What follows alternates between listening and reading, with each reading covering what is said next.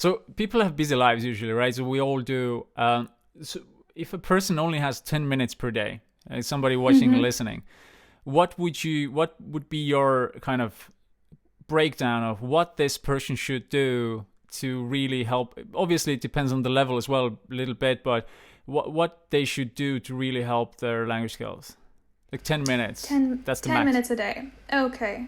So I will assume that this person just wants something fast and doesn't know where to start and doesn't want to create a plan, just wants something ready-made. I think that immersing yourself in native input, like listening to maybe a podcast or just watching YouTube, but I think that it's not easy to find YouTubers from foreign countries. I know that it's very, very difficult. So I think I would say like trying out a learning app would be amazing because, for example, with Speakly, something that I love about Speakly is that it is like all language learning apps, I think, are organized and they have this kind of their own curriculum or method that they follow. But for 10 minutes, I think that when you go to Speakly, like I'm talking to you, but I'm not biased at all.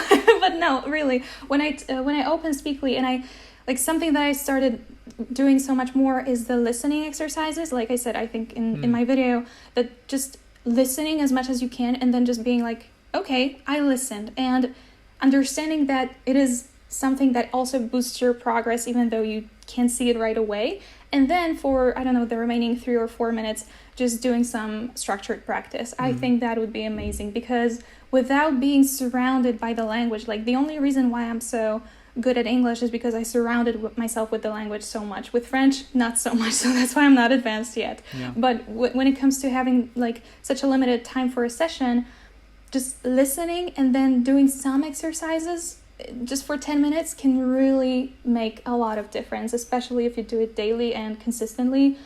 Wow, you cannot beat that. Exactly. You're just so much on point with that, because you know that shows the usual difference between a person who maybe isn't successful in learning a language and then you and me and others who are kind of maybe approaching this in a more conscious manner, is that it might sound logical that I have to get bunch of new words, just learn them separately, and then I will do stuff like listening and stuff like that. But actually, polyglots like us, we know that actually this listening and the immersion into the environment comes first. That's first, like in real life, right? So that's first. It's just like biologically, it just comes first.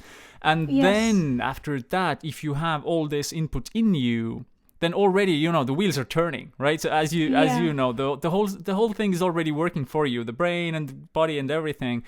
And then you go and maybe study 5 words. I totally agree with you that.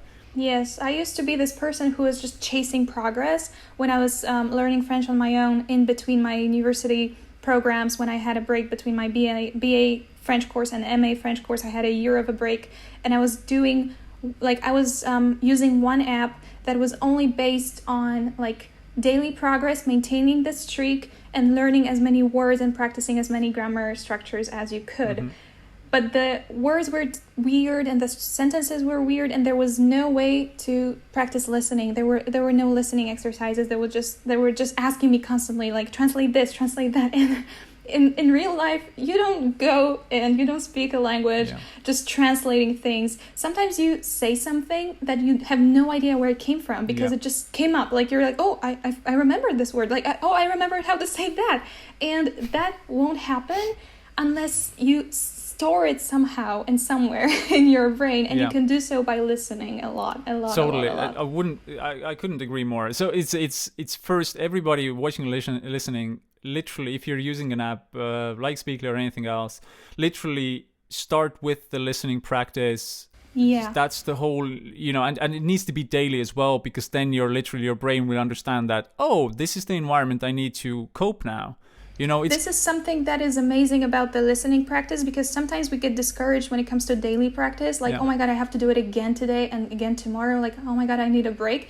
With the listening exercises, all you have to do is press play and just let it play and just listen to it somewhere in the background. And that is still helping you out so much. Yeah, for sure. And it's important to note that what research shows is that listening consciously, so that I'm listening what I'm hearing, or it playing in the background, for the brain, it has very little difference actually, based on what we can see based on research. So it kind of, you even take, you even give away the responsibility that, is it me listening or is it my brain listening? You know what I mean?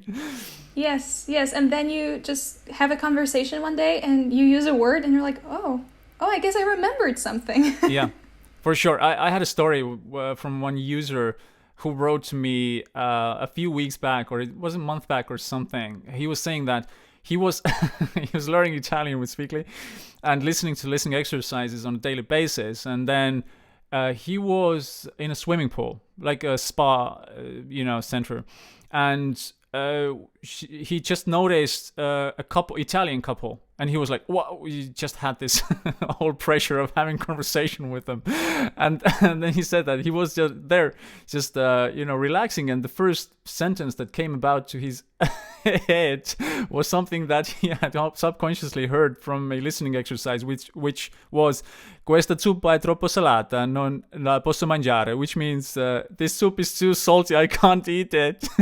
And so he decided that, I will go with it, and he went and said this as an icebreaker, and it went very well. So this is a nice example how sentences stick to us, without and us the being melody of the language, yeah. Exactly.